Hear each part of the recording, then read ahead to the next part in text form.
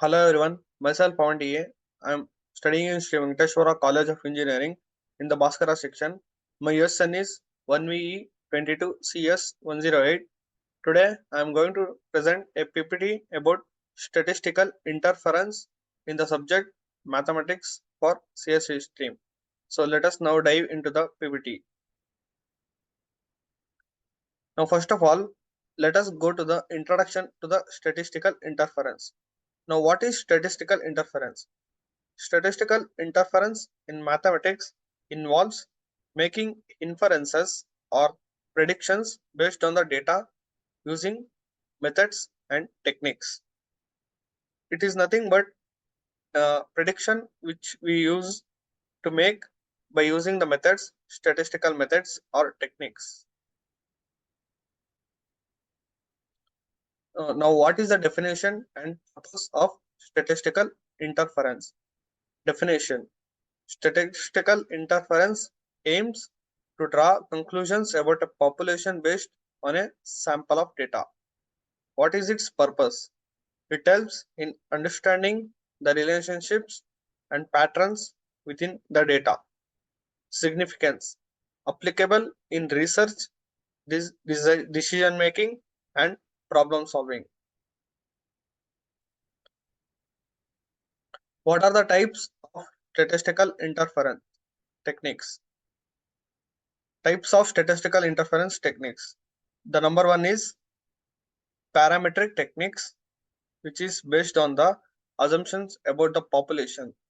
Second one is non-parametric techniques, which do not rely on any assumptions about the population. Third one is Bayesian techniques, involves the use of prior information in the analysis.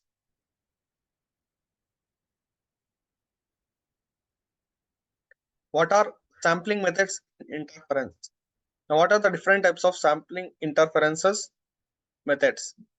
The first one is simple random sampling. In this, each member of the population is equally likely to be chosen. In simple random sampling, every member are likely to be chosen. That's why it's called simple random sampling. The second one is stratified sampling. Here, population is divided into subgroups to ensure representation. In which here the population are divided into some random groups to ensure representation of each population. The third one is cluster sampling.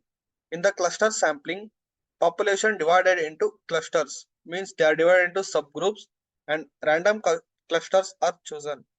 In the dividends of random clusters, the random clusters are chosen.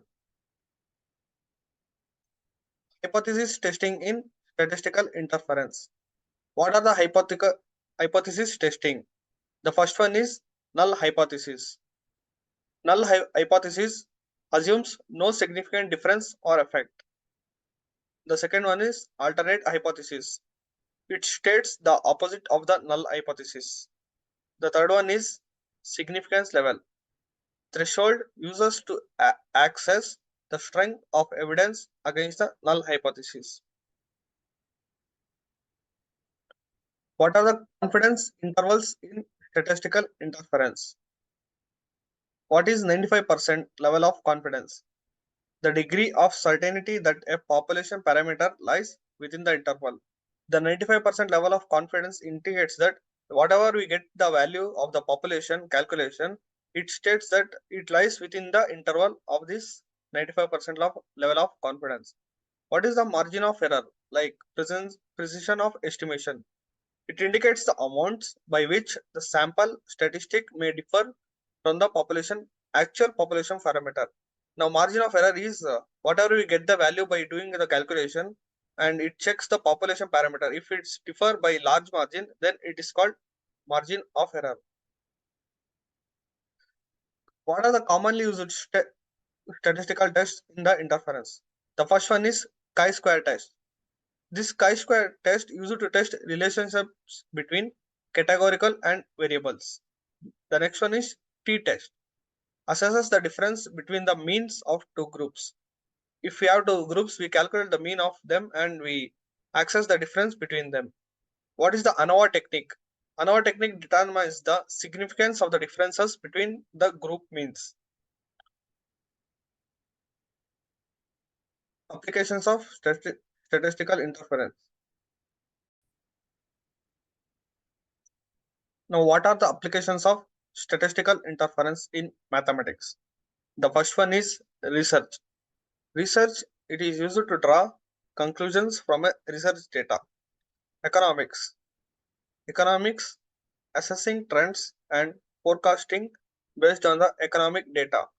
Third one is quality control, ensuring consistency and standards in the production process. What are the limitations and assumptions in the statistical interference? Assumptions. Reliability on the representativeness of the sample. Then limitations are cannot establish causation, only association. In limitation, only association takes place and it cannot establish causation. And in assumptions, reliability on the representativeness of the sample.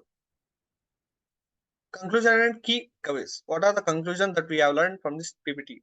The first one is data-driven decision making.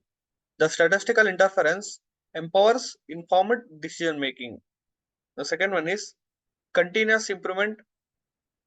Statistical interference identifies area for improvement and optimization. It checks for the area where it has to improve and it optimizes the same. The third one is interdisciplinary implementations, applicability across various fields and disciplines. So these are the things that we have learned from this PPT. What is statistical interference and what is its purpose and what are the types and where and are we use this method to calculate probability. We have learned everything. Thank you. If you like the video, please do like, share and subscribe.